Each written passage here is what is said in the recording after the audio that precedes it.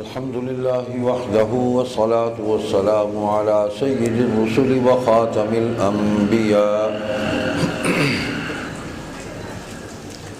محمد وعلى آله وأصحابه وأزواجه وذرياته وأتباعه وبارك وسلم تسليما كثيرا كثيرا. أما بعد فأعوذ بالله من الشيطان الرجيم. بسم الله الرحمن الرحيم. اليوم أكملت لكم دينكم وأتممت عليكم نعمتي ورضيت لكم الإسلام دينا. قال النبي صلى الله عليه وسلم: أنا آخر الأنبياء وأنتم آخر الأمم. صدق الله مولانا العظيم وصدق رسوله النبي الصادق الوعد الأمين. تمام حضرات ایک دفعہ درود پاک پڑھ لیں. اللهم صل على محمد وعلى آل محمد كما صليت على إبراهيم وعلى آل إبراهيم إنك حميد مجيد. اللهم بارك على محمد وعلى آل محمد كما باركت على إبراهيم وعلى آل إبراهيم إنك حميد مجيد. مجلس احرار اسلام ملتان کے قابل احترام رہنمایان، میرے کارکنان، اسٹیج پر موجود مرکزی رہنمایان، میرے بزرگوں، بھائیو، عزیزوں، وقت بہت ہو گیا. کوشش کروں گا چند منٹ میں آج کی اس مجلس کی غرض و غایت اور ہماری ذمہ داری اس پر چند باتیں آپ کی خدمت میں عرض کر سکوں.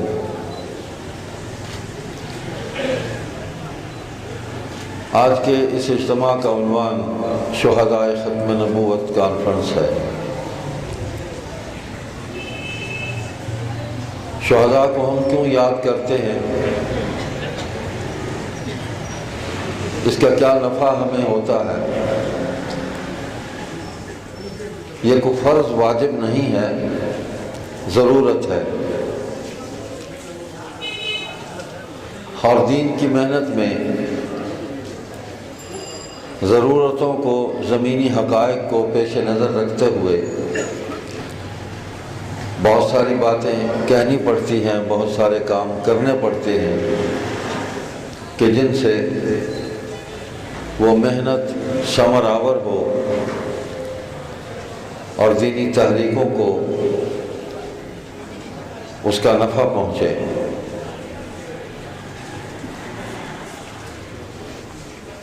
یاد بنانا، یاد کرنا،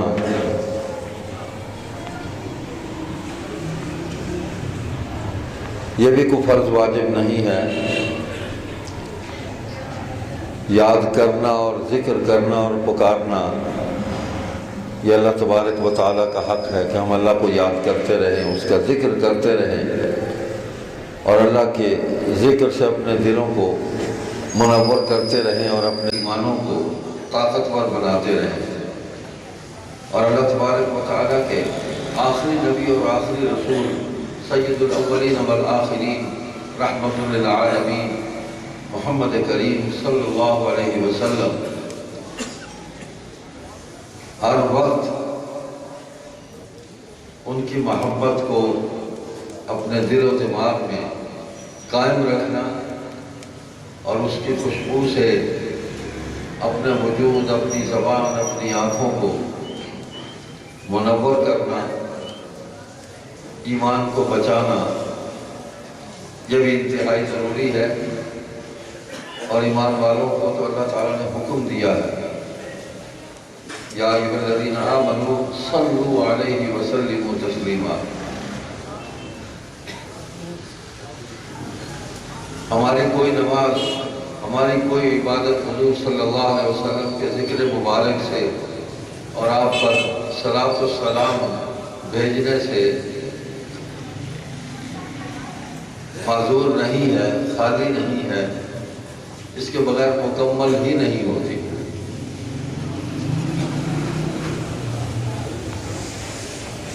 عقیدہ ختم نبوت، عقیدہ توحید کے بعد سب سے اہم عقیدہ ہے، اور عقیدہ ختم نبوت کے بغیر عقیدہ توحید بے معنی ہو کر رہ جاتا ہے۔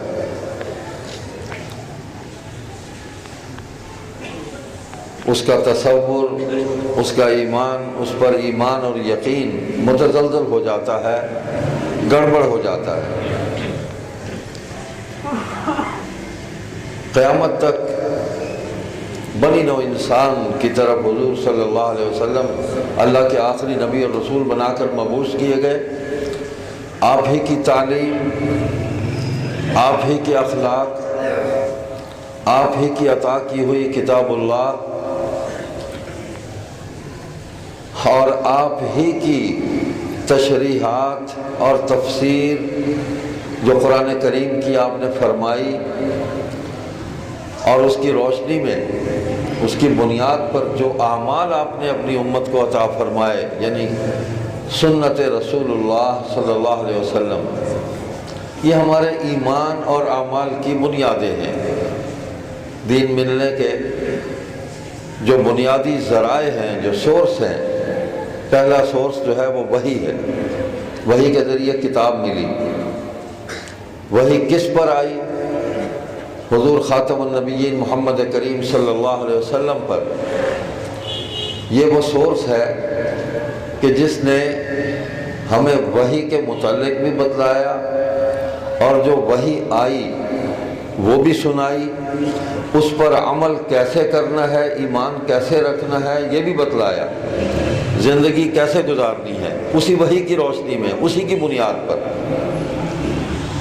اور تیسرا سورس جو ہے وہ ہمارے پاس وہ جماعت ہے کہ جس کو وحی کی اس روشنی کے اندر تعلیم اور تربیت کے تمام مراحل سے گزار کے اس کو تیار کیا گیا، اور قیامت تک بنی نوع انسان کے سامنے بطور ماڈل کے، بطور نمونے کے اس کو پیش کیا گیا۔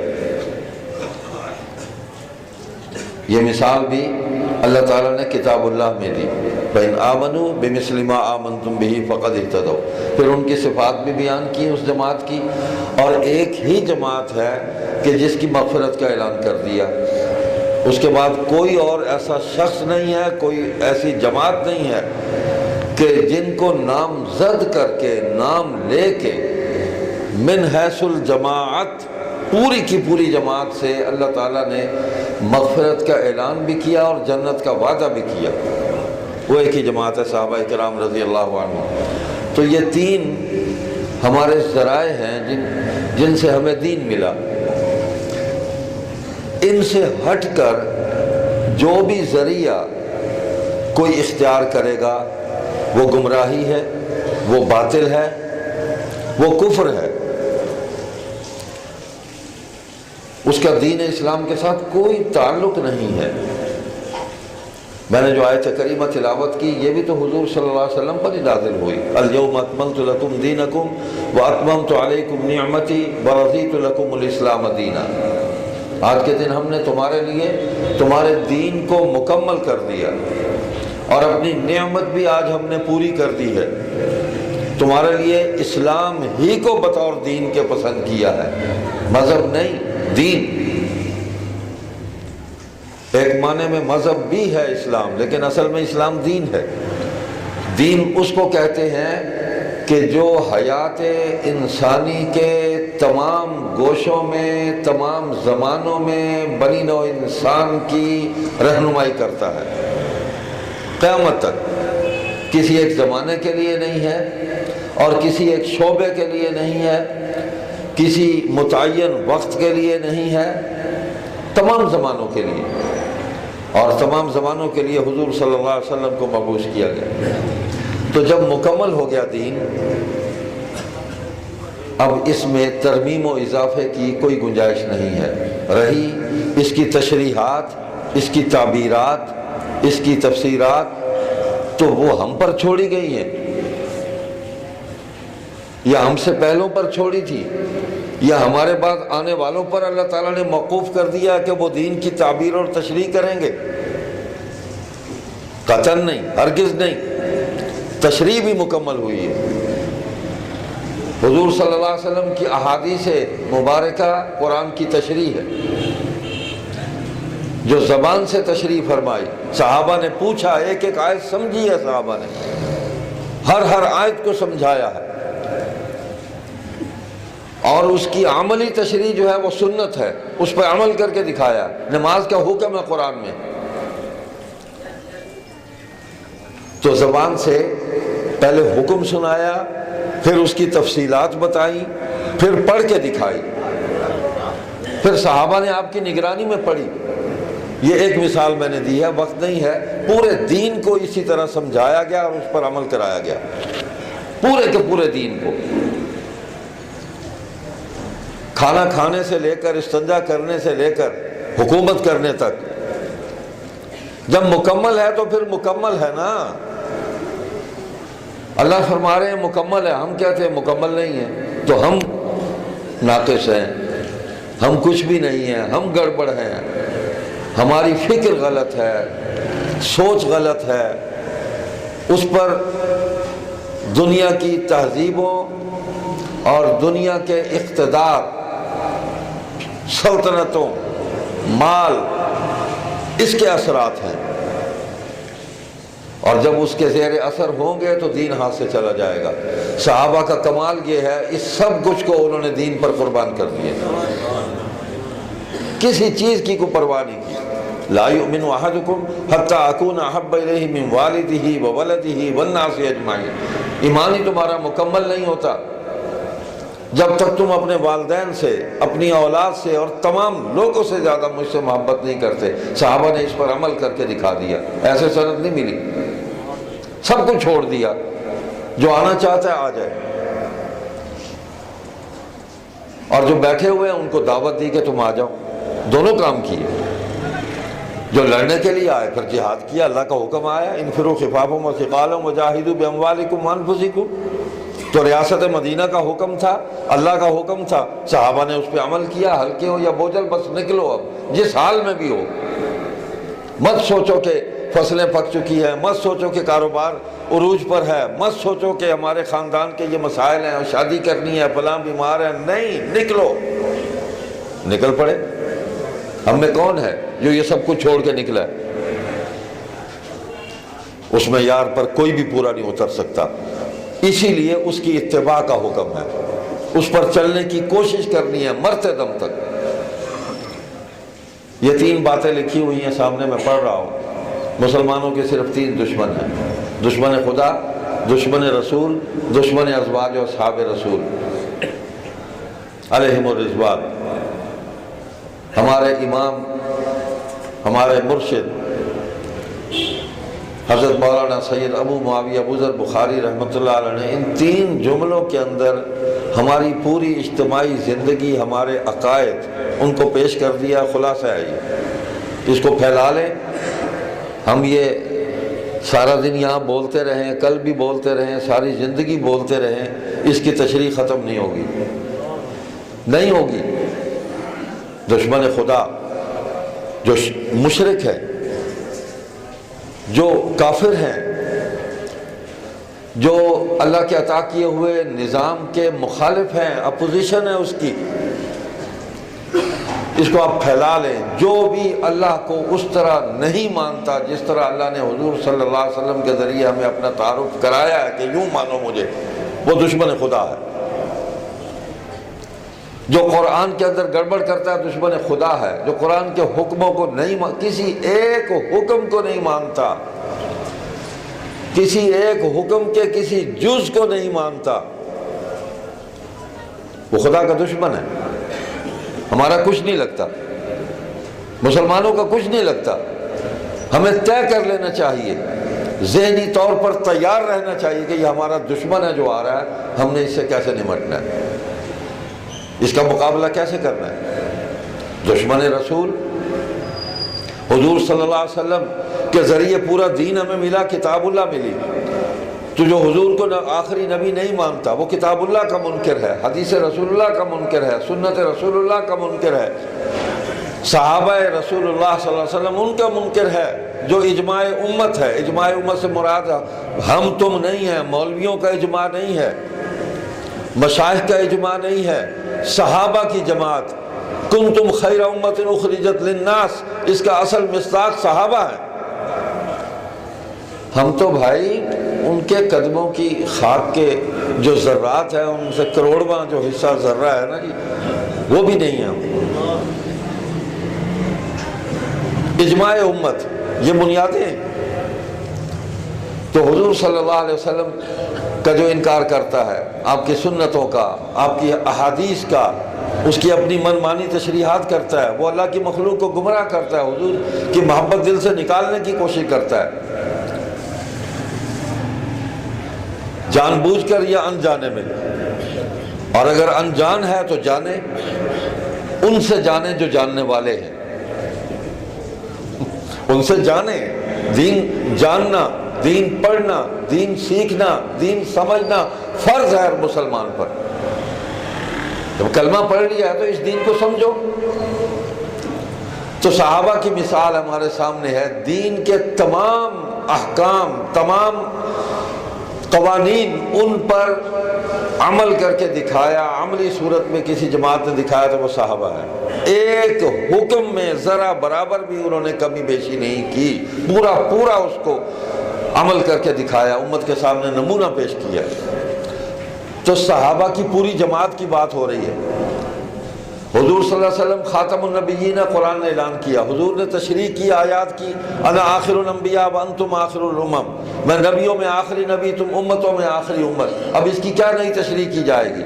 دین مکمل ہو گیا، اس کی کیا نئی تشریح کی جائے گی؟ کوئی نیا آدمی آ کے نبوت کا دعویٰ کر کے وہ کون سا دین ہمیں عطا کرے گا، کون سی نئی بات ہمیں دے گا جو رہ گئی باقی؟ قرآن تو کہہ رہا ہے کچھ نہیں باقی رہا، سب مکمل ہو گیا۔ تو حضور کے منصب ختم نبوت کا تحفظ، حضور کے اقوال و ارشادات کا تحفظ، حضور کے اعمال اسوہ حسنہ، آپ کی سنتوں کا تحفظ، حضور کی عصمت، حضور کی ناموس، اس کا تحفظ، حضور کی ذات کے ساتھ جو کچھ وابستہ ہے اس کا تحفظ ہر مسلمان پر فرض ہے، ورنہ محبت نہیں ہے ہمیں۔ تو وہ تحفظ کس نے کیا؟ صحابہ نے کیا۔ ہم تو نقل بھی صحیح نہیں کر سکتے، اللہ کے بندو، تحفظ کیا ہی صحابہ نے ہے۔ 1200 آدمی شہید ہو گئے، حضور کی ساری زندگی میں اتنے صحابہ شہید نہیں ہوئے، کتنے غزوات ہوئے، سرایہ ہوئے، 260 کے قریب تعداد بنتی ہے، کم سے کم انسانی جانوں کا ضیاع ہوا ہے، اور اسی طرح کفار کے بھی تقریباً اتنے ہی ہیں۔ یعنی کہ ایسا انقلاب، ایسا ہماگیر، بین الافاقی، بین الاقوامی، بین العالمی انقلاب، تمام زمانوں کے لیے کم سے کم انسانی جانوں کا نقصان کر کے ایسا پرامن انقلاب، پرامن دین، سلامتی والا دین عطا فرمایا کہ اس کی مثال پوری دنیا میں کہیں نہیں ہے۔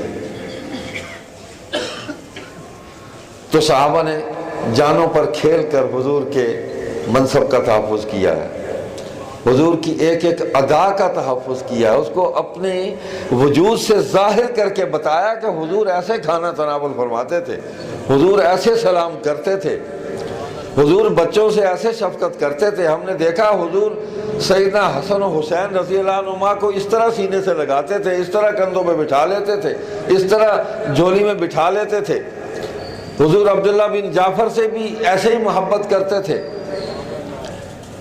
جو بھی یہ خاندان کے بچے تھے، اور خاندان ہی نہیں، حضور تو رحمت للعالمین تھے صلی اللہ علیہ وسلم، حضور ہر بچے سے ایسے محبت کرتے تھے۔ اس یتیم کو بھی جو عید کے دن راستے میں کھڑا رو رہا تھا، حضور کی نگاہ رحمت اسی پر پڑی، جو حضور کا خاندان کا بچہ نہیں تھا، آپ نے اس کے سر پہ ہاتھ رکھا، پوچھا بیٹا کیوں روتے ہو؟ کہنے لگا سب اپنے والدین کے ساتھ آئے ہوئے، میں یتیم ہوں، میرا باپ نہیں ہے، بچے دیکھے اپنے والدین کے ساتھ آئے ہوئے، مجھے باپ یاد آتا ہے۔ تو حضور بھی تو یتیمی سے ہی یہاں تک پہنچے تھے، ان تمام مراحل کو حضور سے زیادہ کون جانتا تھا؟ حضور نے اس کو پیار کیا، فرمایا میں تیرا باپ ہوں، میں تیرا باپ ہوں۔ اس کو پیار کیا، اس کا اکرام کیا، اس کو گھر لے گئے، اس کی خدمت کی، باپ بن کے دکھایا۔ تو کوئی گوشہ خالی نہیں ہے۔ آج نئی نئی تعبیرات ہیں احادیث کا انکار کر کے، حضور نے اس کی بھی خبر دی ہے کہ لوگ حدیثوں کا انکار کریں گے، اور بڑے تم تراک کے ساتھ تکیے لگا کر بیٹھے ہوں گے۔ کیفیتیں بھی ساتھ بتلائی ہیں حضور علیہ السلام نے کہ میری احادیث کا انکار کریں گے، قرآن کا نام لے کر قرآن کا انکار کریں گے، غلط تشریح کریں گے، غلط تعبیر کریں گے، غلط معنی بیان کریں گے، گمراہ کریں گے لوگوں کو۔ تو صحابہ نے سب کچھ بچایا، ایک ایک ادا کو بچایا، ایک ایک لفظ کو بچایا، ایک ایک عمل کو بچایا، اور پورے کے پورے عقائد کا جو نظام ہے اسلام کا، اس کا تحفظ کیا، زبان سے بھی عمل سے بھی امت کے سامنے اسوہ پیش کر دیا۔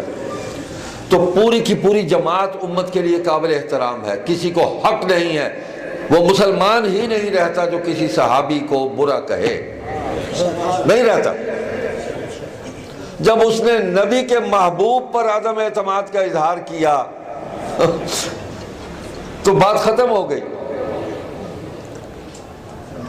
من احبہم فبحبی احبہم ومن ابغضہم فببغضی ابغضہم۔ جس نے ان سے محبت کی مجھ سے محبت کی، جس نے ان سے بغض کیا مجھ سے بغض کیا۔ تو جو نبی سے بغض رکھتا ہے وہ مسلمان ہے؟ تو نبی کے صحابہ میں سے کسی ایک صحابی سے بھی بغض رکھنا نبی سے بغض رکھنے کے مترادف ہے۔ یہ حضور نے فرمایا صلی اللہ علیہ وسلم نے، کوئی بات نہیں چھوڑی۔ فتنے اٹھیں گے، نبوت کا دعویٰ کریں گے لوگ، سب جھوٹے ہوں گے، کذاب ہوں گے، میں آخری نبی ہوں، میرے بعد کوئی نبی نہیں۔ اب ایک حدیث پاک میں آیا کہ اللہ تعالیٰ ہر زمانے میں ایسے لوگوں کو باقی رکھیں گے کہ جو دین کی دعوت کو لے کر چلتے رہیں گے، جو دین کے حکم سناتے رہیں گے، جو دین پر عمل کرتے رہیں گے۔ ایک اور حدیث میں فرمایا کہ جو آج میں کہہ رہا ہوں یہی کچھ کہیں گے، جو آج میں تمہارے سامنے عمل کر رہا ہوں یہی عمل کریں گے، اس میں ذرا برابر گڑبڑ نہیں کریں گے، اور ان کو کسی کا خوف نہیں ہوگا سوائے اللہ کے۔ اب صحابہ کے بعد تابعین ہیں، اور یہ سلسلہ اب تک چلا آ رہا ہے۔ انبیاء کے وارث جو ہیں علماء ہیں، علماء حق، علماء دین۔ یہاں بھی تو صفوں میں گھستے ہیں نا، علماء سو ہے نا، گھسے ہوئے ہیں۔ تو صبح اپنا اپنا ہے، جام اپنا اپنا، کیے جاؤ میں خارو تم کام اپنا اپنا۔ وہ اپنا کام کر رہے ہیں، اپنی ڈیوٹی پر ہیں، ہم اپنی ڈیوٹی پر ہیں۔ ہم اللہ کے دین کے خادم ہیں، اور اللہ کا شکر ادا کرتے ہیں کہ اللہ تعالیٰ نے ہمیں حضور صلی اللہ علیہ وسلم کی محبت عطا فرما دی ہے۔ وہ جس درجے میں بھی ہے محبت ہے ہمیں۔ صحابہ کا درجہ تو کسی کو حاصل نہیں ہو سکتا۔ کون ہے جو صدیق اکبر کے درجے پہ تو عمر نہیں پہنچ سکا؟ وہ کہتے رہے کہ میں نے بڑی کوشش کی لیکن میں ابو بکر کو کراس نہیں کر سکا۔ میں نے طے کر لیا، فیصلہ کر لیا کہ ابو بکر کو میں کبھی بھی اس کو کراس نہیں کر سکتا۔ جس مقام پہ یہ پہنچ گیا میں نہیں پہنچ سکتا۔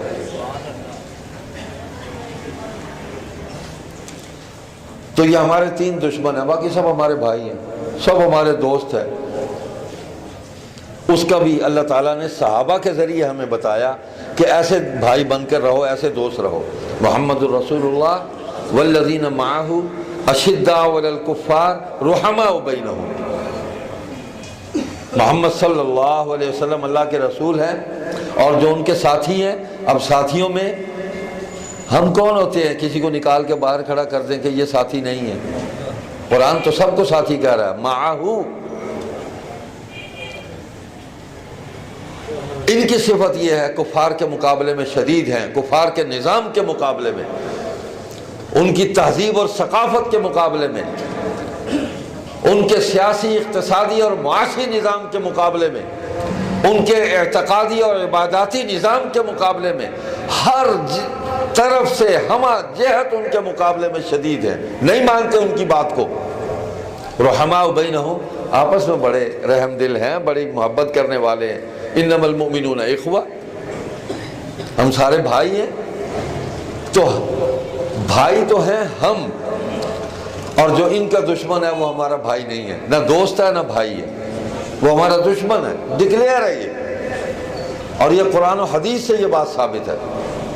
تو آج ہم شہداء ختم نبوت کو یاد کر رہے ہیں، تو اپنے ایمان میں اضافے کے لیے ایک حقیر سی ایک کوشش ہم کر رہے ہیں کہ انہوں نے اپنا خون دے دیا، اپنے خاندان کو چھوڑ دیا، دنیا کی زندگی کو انہوں نے قربان کر دیا آخرت کی عظیم الشان زندگی پر، اور حضور صلی اللہ علیہ وسلم کا پرچم ختم نبوت اس کو سرنگو نہیں ہونے دیا۔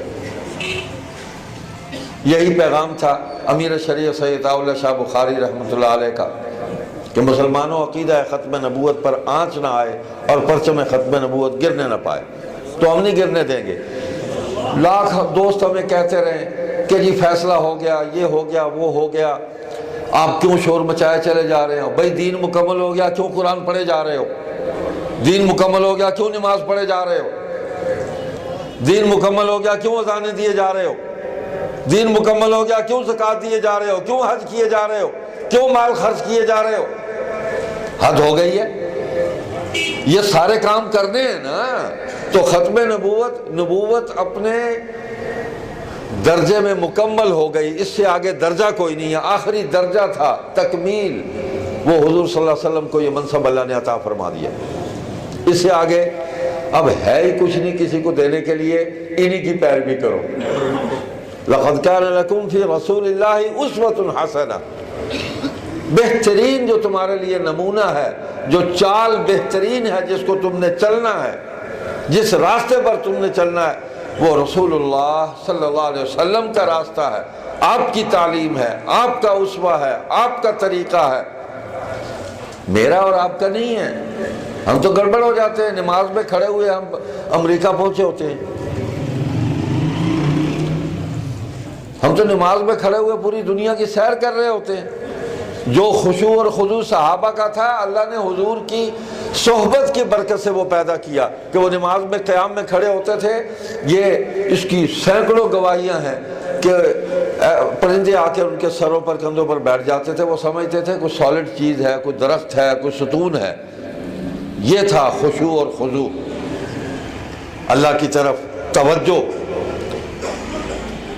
امیر شریعت رحمۃ اللہ علیہ فرمایا کرتے تھے، میں نے 2-3 آدمیوں کو نماز پڑھتے دیکھا تو ان کی نماز کے اندر میں نے صحابہ کرام رضی اللہ عنہم کی نماز جو ہے نا اس کی جھلک دیکھی۔ جھلک مکمل نہیں ہو سکتی۔ فرماتے تھے تبلیغی جماعت کے بانی حضرت مولانا محمد الیاس دہلوی رحمۃ اللہ علیہ، ان کو دیکھا نماز پڑھتے۔ امام الہند مولانا ابوالکلام آزاد کو نماز پڑھتے دیکھا، اور شیخ الاسلام مولانا سید حسین احمد مدنی کو نماز پڑھتے دیکھا۔ تو جملہ فرماتے تھے کہ ایسا محسوس ہوتا تھا کوئی مہا بھکاری ان داتا کے سامنے بھیک مانگ رہا ہے۔ تو یہ کیفیات تھی۔ حضرت مدنی نماز پڑھ رہے تھے ٹرین میں، وقت ہو گیا، نماز شروع کر دی، تو خواجہ نظام الدین توسوی رحمۃ اللہ علیہ وہ موجود تھے اس میں، ان کو نہیں پتا تھا کہ مولانا حسین احمد مدنی ہے۔ نماز کو دیکھا نا تو پریشان ہو گئے۔ جب وہ نماز سے فارغ ہوئے تو انہوں نے کسی سے پوچھا اپنے رفیق سفر سے کہ یہ آدمی کون ہے؟ نے کہا یہ حسین احمد مدنی ہے۔ تو فرمانے لگے میں نے جس طرح حدیث میں حضور صلی اللہ علیہ وسلم کی نماز کا نقشہ میں نے پڑھا ہے نا، وہ آج دیکھا ہے میں نے۔ تو ایسے اللہ تعالیٰ نے عزت عطا نہیں کی۔ انہی اعمال کو اختیار کرنے میں عزت ہے، انہی لوگوں سے محبت کرنے میں عزت ہے، اسی میں ہمیں اللہ تعالیٰ احترام عطا فرمائیں گے۔ جب ہم اللہ کے ہو جائیں گے نا تو اللہ مخلوق کے دلوں میں ہماری محبت پیدا کر دیں گے۔ جب اللہ کے نہیں ہوں گے تو مخلوق کے دلوں میں بھی محبت نہیں ہوگی. بیٹھے ہیں نا حکمران ہمارے اوپر, محبت نہیں ہے ہمارے دلوں میں, بالکل نہیں ہے. ویسے بھی اللہ کی محبت, اللہ کے نبی صلی اللہ علیہ وسلم کی محبت اور ان کی محبت اکٹھی ہو سکتی ہے؟ استغفر اللہ, یہ ایک جگہ جمع ہو سکتی ہے؟ پوری زندگی دین کے خلاف ہے, علانیہ دین کے خلاف ہے. گفتگو, اعمال, نظام, سب کچھ دین کے خلاف ہے. آئین موجود ہے, آئین پر عمل نہیں ہو رہا, اسی لیے تو ہم کہتے ہیں ختم نبوت زندہ باد. اس آئین کے ہوتے ہوئے حلف ختم نبوت پر 3 دفعہ حملے کیے اس کو ختم کرنے کے لیے. صرف انہوں نے نہیں, پچھلوں نے بھی کیے ہیں. یہ بس سمجھو کہ یہی مجرم ہے. اس نظام کا جو بھی حصہ بنا ہوا ہے نا وہ یہی کچھ کرے گا. وہ سرائکی چاہتے ہیں جہاں پوچھتے اگر رکھو وہ ڈانگ مرے سی, ہک کو ٹبر ہے سارا. کبھی ادھر سے ادھر آ جاتے ہیں, ادھر سے ادھر چلے جاتے ہیں. ایک ہی محل ہے اور ادھر ادھر مختلف منڈیروں میں بیٹھ جاتے ہیں, پھر آ کے اسی محل پہ بیٹھ جاتے ہیں, پھر اڑتے ہیں, پھر وہیں بیٹھ جاتے ہیں. ان کی پرواز اسی ماحول کے اندر ہے. دین آفاقی ہے. دین کے ماننے والوں کی پرواز کسی دائرے اور کسی زمانے میں محدود نہیں ہے. قیامت تک یہ آواز بلند ہوتی رہے گی. کون ہے جو اس اذان کو بند کر سکتا ہے؟ کون ہے جو اس نماز کو روک سکتا ہے؟ کون ہے جو دینی اعمال کے اندر رکاوٹ؟ اچھا کر کے دیکھ لیں, یہ شوق بھی پورا کر لیں جس نے کرنا ہے, منہ کی کھائے گا. تو ہم پورے یقین کے ساتھ یہ بات عرض کرتے ہیں کہ مجلس احرار اسلام کے اکابر نے جو راستہ ہمیں دکھایا, جس پہ چلایا, دل گواہی دیتا ہے کہ راستہ ٹھیک ہے, اس لیے کہ اس راستے پر چلتے ہوئے جو اعمال انہوں نے اختیار کیے وہ نورانی اعمال تھے, وہ مسنون اعمال تھے. انہوں نے مال, دولت, حکومت سے پیار نہیں کیا. دنیا کے مفادات کو انہوں نے دین کے مفاد میں ہمیشہ چھوڑا. ہم نے اپنی آنکھوں سے دیکھا, اس لیے ہم ان کے بتائے ہوئے راستے پر چل رہے ہیں. شہدائے ختم نبوت اس امت کے محسن ہیں. جنگ یمامہ سے لے کے اور آج تک جتنے لوگ بھی شہید ہوئے ہیں حضور صلی اللہ علیہ وسلم کی ناموس اور ختم نبوت کے لیے, ہم سب کو سلام پیش کرتے ہیں. سب کی محبت ہمارے دل میں. اللہ کے ہاں سرخرو ہو گئے. شہداء کا دائرہ بھی محدود نہیں. یہ قربانی تو مانگتا ہے, قربانی تو کافر بھی کوئی نظام لے کے آئے گا تو وہ بھی قربانی مانگتا ہے. قربانی کے بغیر کوئی جد و جہد کامیاب نہیں ہو سکتی. انقلاب فرانس آیا, کفر کا انقلاب تھا, لاکھوں انسانوں کو قتل کر کے انقلاب لائے ہیں. امریکہ نے آزادی حاصل کی, لاکھوں انسانوں کو قتل کیا ہے. چین میں ماؤ زیدونگ انقلاب لے کے آیا, لاکھوں انسانوں کو قتل کیا ہے. روس کے اندر لینن انقلاب لے کے آیا, لاکھوں انسانوں کو قتل کیا. یہی تو ہم کہتے ہیں کہ محمد کریم صلی اللہ علیہ وسلم انقلاب لے کے آئے تو انسانوں کا قتل عام نہیں ہوا, سب کو معافی ملی, سب کو معافی ملی, سب اسلام کے دائرے میں آ گئے. چیلنج ہے ہمارا. تم ہو انسانیت کو ہلاک کرنے والے, تم ہو قاتل انسانیت کے دنیا کے تمام طاغوتی نظام ہے, ریاست و سیاست, معیشت و اقتصاد, تم انسانیت کے قاتل ہو. کرو انسانوں کو قتل. ہیروشیما کا بم تم نے مارا, تم نے ناگاساکی پر بم مارا. تم ہو جو ہلاکت خیز اسلحہ تیار کر کے پوری انسانیت کو تباہ و برباد کر رہے ہو. تم نے غلط راستے پر لگایا. جس دین کے ہم ماننے والے ہیں اس دین نے ہمیں محبت سکھائی ہے کہ کافر کو بھی محبت دے کر اسلام کے دائرے میں لے آؤ. لے آئے, نافذ کیا اس کو. نافذ قوت سے ہوتا ہے, ہاں نافذ آہوزاری اور منتوں سے نہیں ہوتا, پوری قوت سے کیا نافذ. اسلم تسلیم, نہیں ہے کوئی راستہ, بس تسلیم کرو ہمیں. یا ہماری اپنا دین نہیں چھوڑتے, مذہب نہیں چھوڑتے تم, ہم قطعاً جبر نہیں کرتے تم پر. اسلام میں کفار کے لیے جبر نہیں ہے کہ ان کو جبراً خو تم بھی کلمہ پڑھو, آتا تو ہم کو بھی نہیں ہے لیکن تم بھی پڑھو. یہ اسلام میں اس کی گنجائش نہیں ہے. ذمہ بن کر رہو, جزیہ دو اور یہ ٹیکس ہے تمہاری حفاظت کا، ٹیکس دو اور ریاست میں رہو، تمہارے سارے حقوق کا تحفظ کیا جائے گا۔ مجھے واقعہ یاد آ گیا، قومی اتحاد کی تحریک تھی 1977 کی، فلیٹی ہوٹل لاہور میں بہت بڑی گیدرنگ تھی اس میں، اور قومی اتحاد کی قیادت میں حضرت مولانا مفتی محمود رحمۃ اللہ علیہ جو صدر تھے اس کے، پریس کو میٹ کر رہے تھے، تو سوال کیا ایک عیسائی پادری نے جو سٹیج پر موجود تھا، اس نے کہا کہ آپ کیسے انصاف اور عدل کی بات کرتے ہیں، یعنی آپ ہمیں دوسرے درجے کا شہری مانتے ہیں؟